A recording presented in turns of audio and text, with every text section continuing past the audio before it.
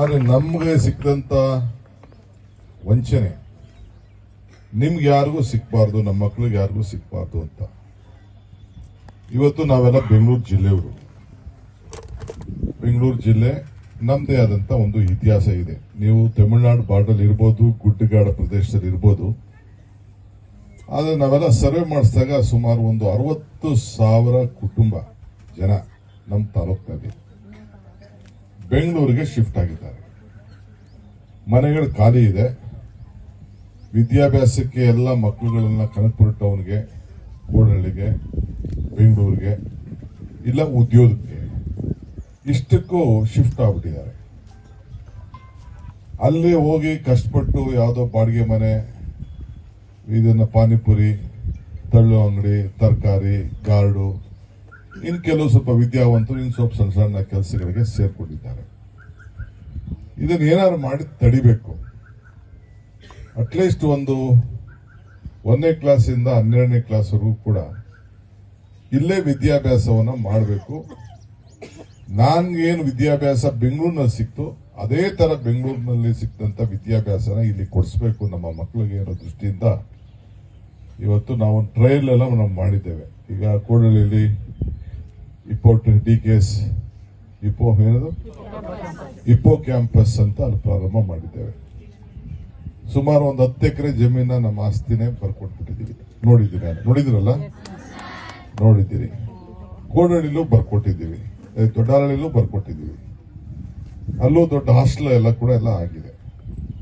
So ಅದಕ್ಕೆ ನಮ್ಮ ಮಕ್ಕಳಿಗೆ, ನಿಮ್ಗೆ ಕೆಲವ್ರಿಗೆಲ್ಲ ನಿಮ್ ತಂದೆ ತಾಯಿದಿರು ಗೊತ್ತಿದೆ. ಈಗೆಲ್ಲ ಹುಡುಗರು, ಹೊಸ ಹುಡುಗರು ಲೀಡರ್ಗಳು ಬಂದಿದ್ದಾರೆ. ಇಲ್ಲಿ ರೋಡ್ ಹೆಂಗಿತ್ತು, ಕರೆಂಟ್ ಪರಿಸ್ಥಿತಿ ಹೆಂಗಿತ್ತು, ಕನಕಪುರ ಟೌನ್ ಹೆಂಗಿತ್ತು, ಕೋಡಹಳ್ಳಿ ಟೌನ್ ಹೆಂಗಿತ್ತು ಅನ್ನೋದನ್ನ ಬಹುಶಃ ಇನ್ನು ಮುಂದಕ್ಕೆ ನಿಮ್ಗೊಂದು ಚಿತ್ರ ಮಾಡಿ ನಾವು ತೋರಿಸ್ಬೇಕು.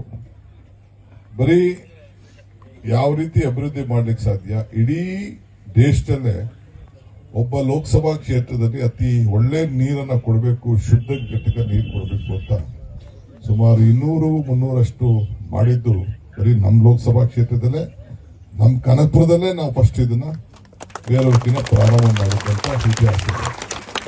ಈ ದೃಷ್ಟಿಯಿಂದ ನಾನು ಇದನ್ನ ಒಂದು ಹೊಸ ಮಾಡೆಲ್ ಆಗಿ ಒಂದು 2,000 ಶಾಲೆಗಳನ್ನ ಕಟ್ಟಬೇಕು. ಈ ರೀತಿ ಈ ಶಾಲೆನ ಟೌನಲ್ಲಿ ಕಟ್ಟುವುದಿಲ್ಲ, ಕನಕಪುರ ಟೌನಲ್ಲಿ ಕಟ್ಟುವುದಿಲ್ಲ, ಇಲ್ಲ ಬೆಂಗಳೂರು ನಗರಗಳಲ್ಲಿ ಕಟ್ಟುವುದಿಲ್ಲ. ಇದು ಬರೀ ಪಂಚಾಯತಿ, 3 ಪಂಚಾಯತಿಗೆ ಸೇರಿಸಿ ಇದೊಂದು ಶಾಲೆ. ಬೆಂಗಳೂರಲ್ಲಿ ಏನ್ ಶಾಲೆ ಇದೆ, ಟೌನಲ್ಲಿ ಏನ್ ಶಾಲೆ ಇದೆ, ಅದೇ ಮಾದರಿ ಶಾಲೆನ ಇಲ್ಲಿ ಕಟ್ಟಬೇಕು ಅಂತ ಹೇಳಿ ಇಲ್ಲಿ ಹೊರಟಿದ್ದೇವೆ. ಸೊ ಇಡೀ ರಾಜ್ಯಕ್ಕೆ ನಾನೇ ಜವಾಬ್ದಾರಿ ತೆಗೆದುಕೊಂಡಿದ್ದೇನೆ. ಕೆಲವು ಮಂತ್ರಿಗಳನ್ನೆಲ್ಲ ಇದಕ್ಕೆ ಇನ್ವಾಲ್ವ್ ಮಾಡಿದ್ದೀವಿ. ಸೊ ಅದಕ್ಕೆ ನಿಮ್ಮಲ್ಲಿ ಇವತ್ತು ಹೊಸದುರ್ಗದಲ್ಲಿ ಈ ಶಾಲೆನ ಪ್ರಾರಂಭ ಮಾಡ್ತಾ ಇದೀವಿ. ಈಗ ನನಗೆ ಈ DDP ನೀನೇನು ಸುಖ ಇಲ್ಲ, ನೀನು ವೇಸ್ಟ್. ನೀನು ಟೀಚರ್ಸ್ ನಾನು ಮೊದಲೇ ಹೇಳಿದ್ದೀನಿ, ಯಾವುದೇ ಸರ್ಕಾರಿ ಕಾರ್ಯಕ್ರಮಕ್ಕೆ ಗೌರ್ಮೆಂಟ್ ಶಾಲೆಗಳು ಬಂದಾಗ ಯಾರು ಟೀಚರ್ಸ್ ಇಲ್ಲಿ ಕಾರ್ಯಕ್ರಮ ಮಾಡಬೇಕು, ಮಕ್ಕಳೇ ಮಾಡಬೇಕು. ಯಾರು ಇಲ್ಲಿ ಸ್ವಾಗತ ಮಾಡಿ ಪ್ರಾರ್ಥನೆ ಮಾಡ್ತಾರಲ್ಲ, ನಮ್ಮ ಹೆಣ್ಮಕ್ಳು ಮಾಡ್ತಾರೆ. ಯಾಕೆ ಅವ್ರಿಗೆ ಚಾನ್ಸ್ ಕೊಡ್ತಾ ಇಲ್ಲ ನೀವು? ಯಾಕೆ ಇಲ್ಲಿ ತಿರ್ಗಾ ಇಲ್ಲಿ ಪ್ರಾರ್ಥನೆ ಮಾಡಕ್ಕೆ ತಿರ್ಗಾ ಯಾಕೆ ಅವ್ರನ್ನ ಕರಿತಾ ಇದ್ದೀರಾ? ಯಾವ ಟೀಚರ್ಸ್ ಮಾಡಬಾರ್ದು, ಅವರೇ ಲೀಡರ್ಗಳು, ಅವ್ರ ಕೈಲೇ ಕೆಪಾಸಿಟಿ ಇದೆ. ಅವ್ರಿಗೇನು ಗೊತ್ತಿಲ್ಲ ಪ್ರಾರ್ಥನೆ.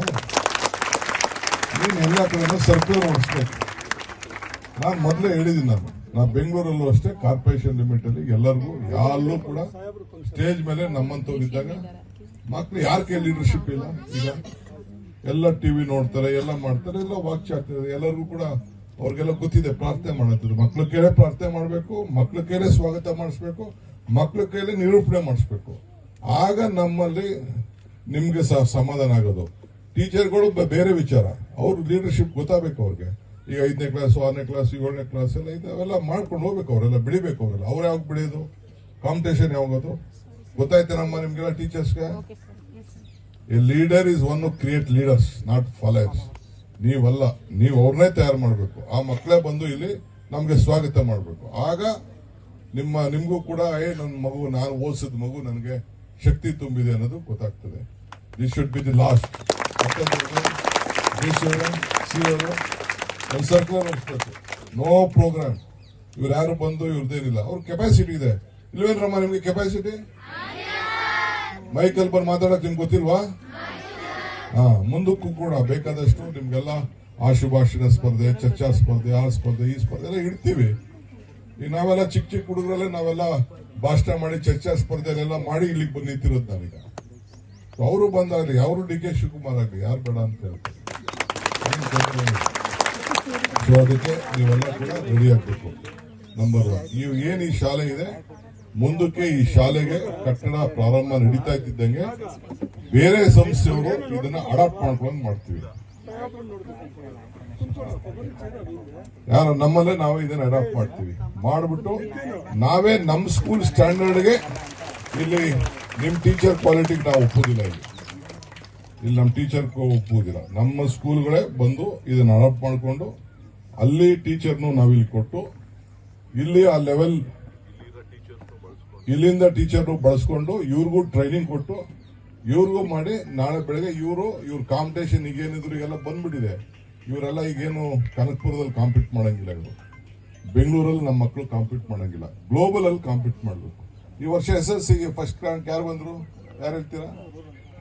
ಬಾಗಲಕೋಟೆ ಹೆಣ್ಮಗಳು ಹಾಸ್ಟೆಲ್ ಗೌರ್ಮೆಂಟ್ ಮೊರಾರ್ಜಿ ಸ್ಕೂಲ್ಗಳು ಹೆಣ್ಮಗಳು ಫಸ್ಟ್ ರ್ಯಾಂಕ್ ಬಂದ್ರು SSLC. ನೆನಪಿದ್ಯಾ ನಿಮ್ಗೆ? ಸೊ ಹಂಗೆ ನೀವು ಹೊಸದುರ್ಗದವರು ಬರ್ಬೋದು, ಕೋಡಹಳ್ಳಿಯವರು ಬರ್ಬೋದು, ಹುಣಸಹಳ್ಳಿಯವರು ಬರ್ಬೋದು ಓದಿಸಿದ್ರೆ.